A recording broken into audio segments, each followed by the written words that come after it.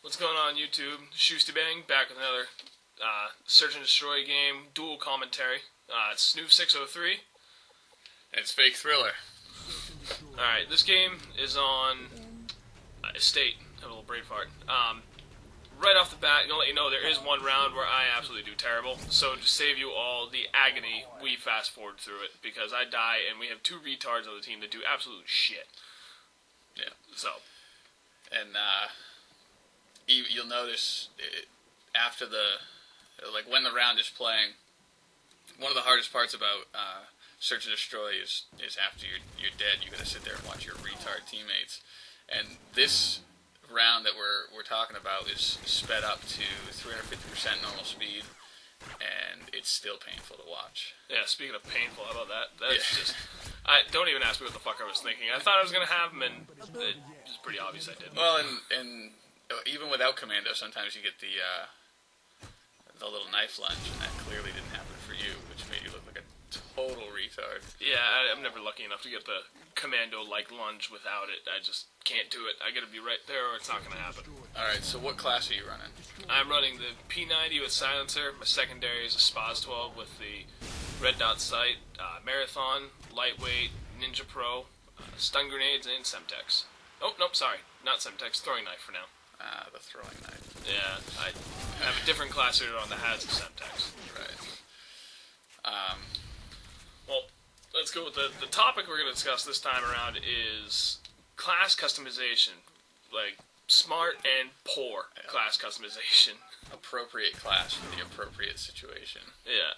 Time and time again, I run into people like this jackass. I mean, okay, Bling, Stopping Power, and I believe he had Sit Rep. Not bad. But you can run into some people that have, say, like, on Estate. Not Estate, sorry. Derail. They'll be running a Sniper with a Silencer, Scavenger, Stopping Power, and then Commando, and then their equipment will be Smoke and Tactical Insertion. What are people thinking when they pick these kind of classes? Like, are you really that fucking stupid? That's not going to do anything to help you in Search and Destroy on Derail.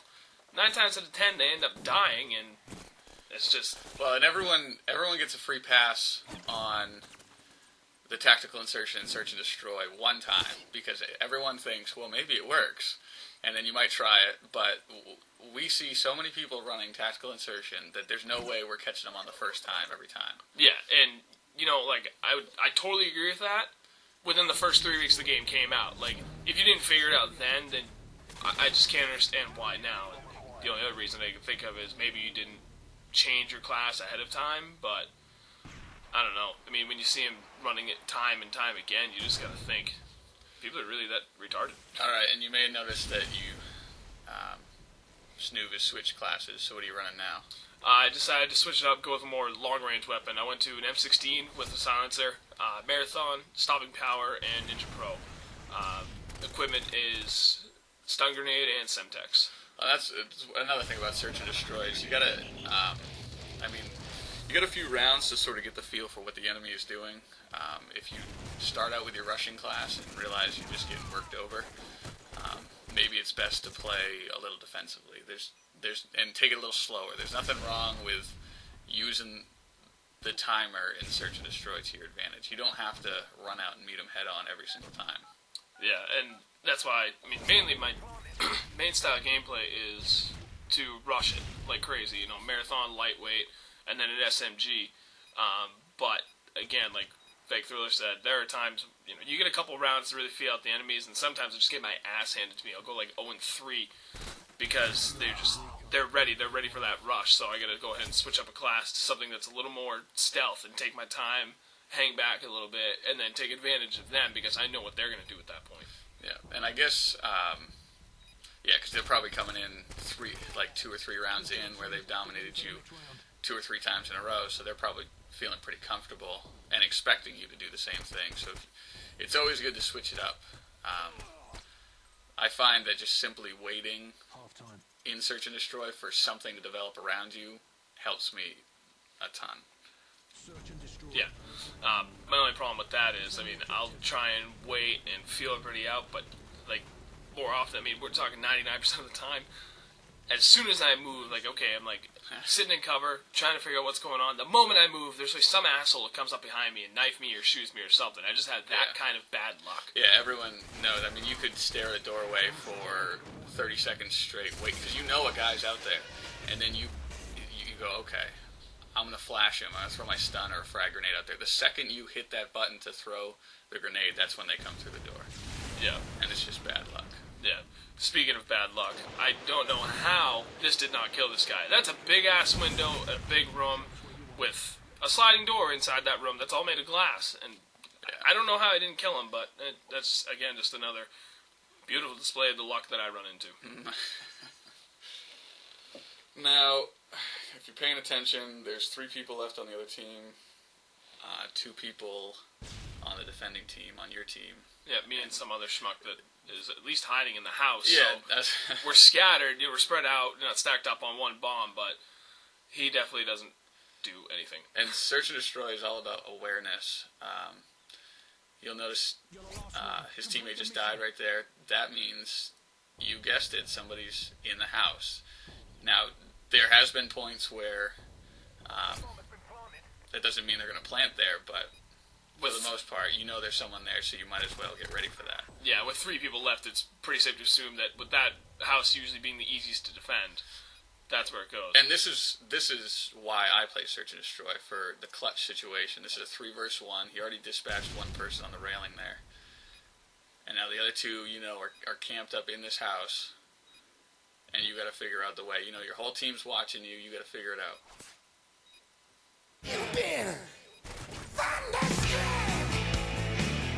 That right there, my friends, would be the definition of clutch. Everyone's so happy with you right now. You're everyone's best friend. The key to that is you run into so many people that go in and run ahead in just like completely blind. They're like, fuck it, I'm going to win through that front door and take everybody out with my shotgun. You can't just run in blindly if you want to expect to be effective in the game. You have to have... You need to be smarter than that. Running in, throwing the stun grenade first, and knowing that I hit a guy in there, okay. Obviously there's a guy on the floor, so if I get around the back, by throwing the grenade into the front, most people would expect you to come in through that front door. So if you can kind of trick them and stuff like that, you're going to end up working out. It's going to work out better for you in the end. And that's probably the best use of a stun grenade. I wouldn't ever rely on a stun grenade or a flash grenade to actually blind somebody long enough for you to breach the room. No. And get the kill, because everybody who's ever played for more than 2 or 3 games realizes that the stuns and the flashes are completely broken in this game. The smallest box on the ground can decide whether or not someone gets blinded by your special grenades. Yeah, that's one of the biggest issues that I have with Call of Duty 4 and then Modern Warfare 2. The stun and flash are broken. There's no way to describe it. They're the most inconsistent thing about this game. Pick anything else you want, stun and flash blows it out of the water for how just bullshit it is. Perfect example, like Call of Duty 4, when you were playing the map with the cave. I'm drawing a blank as to the name of it. It was a sniper happy one. I know what you're talking about. But it was in the creek. Yes. It was the map pack. You go in down to the cave and chuck a flash grenade or something, and some guy would be standing behind a boulder, standing up, so it's only up to his waist, but if that flash grenade hit before the boulder, not behind it, it wouldn't even phase him. And you gotta think, it's a concussive grenade. How does it not affect him in a cave? Right. He's in a big, stone room. Yeah, the simple properties should affect him. But I can understand where they're coming from as game developers. The opposite of this situation would be to have them way overpowered. It'd be like crippling little bombs that you can throw really fast. That's true, but I would at least like either A, consistency, or B, realism, if it's... I guess I'd actually rather have realism, because with realism, you're going to get consistency. Right now you consistently have shitty grenades. I'd rather consistently have grenades that make sense, Well, that brings us back to what we were talking about before, about knowing what class you have set up and planning ahead with your classes. That looked bad. That looked like you just got stunned by your own grenade, but I think someone threw one at you. Yeah, and I believe I took his ass out with the Semtex right after that. Or it could have been this retard that I took out with a headshot.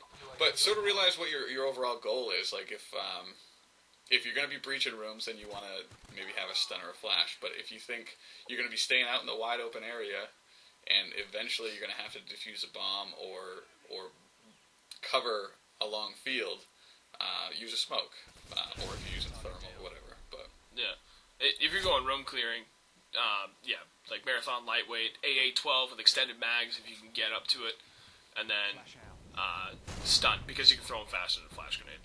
So the game's wrapping up with a bullshit lucky kill on my part, but hey, I'll take it. Yeah.